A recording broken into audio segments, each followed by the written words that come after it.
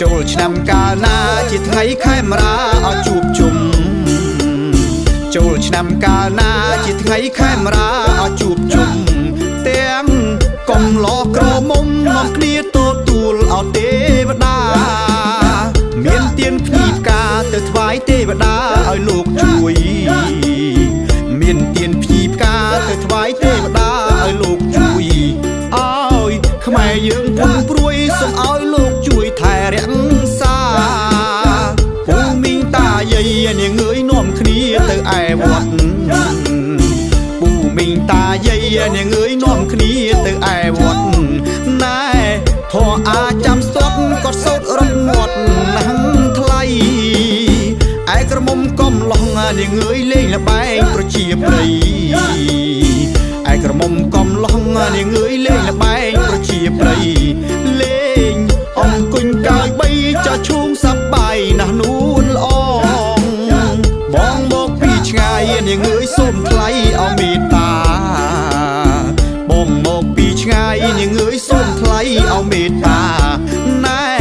បងសុំស្នេហាព្រោះតែជីវ៉ាស្អាតណាស់ថ្លៃឲ្យតែអូនព្រមនាងអើយបងច្រៀងកំដរស្រីឲ្យតែនាងព្រមនាងអើយបងច្រៀងកំដរស្រីច្រៀងទាំងយប់ទាំងថ្ងៃអ្នកមិនខ្លាចហត់អីបើស្រីព្រមផុតថ្ងៃចូលឆ្នាំនាងអើយបងចាំស្រស់នេះមើលផុតថ្ងៃចូលឆ្នាំនាងអើយបងចាំស្រស់នេះមើលបើ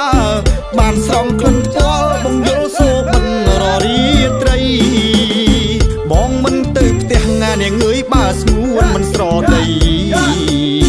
បងមិនទៅផ្ទះនាងអើយបើស្ងួនមិនស្រដីថាព្រមស្នេហ៍ព្រមថ្លៃអ្នកបងឈោហាថ្ងៃក៏ព្រមដែរ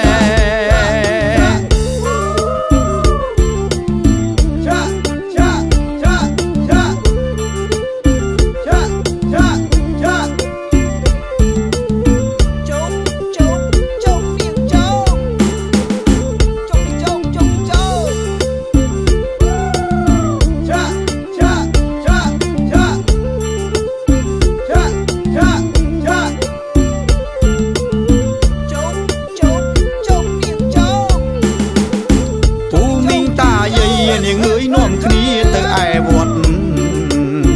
ពូមីងតាយាយនាងអើយនាំគ្នាទៅឯវត្ត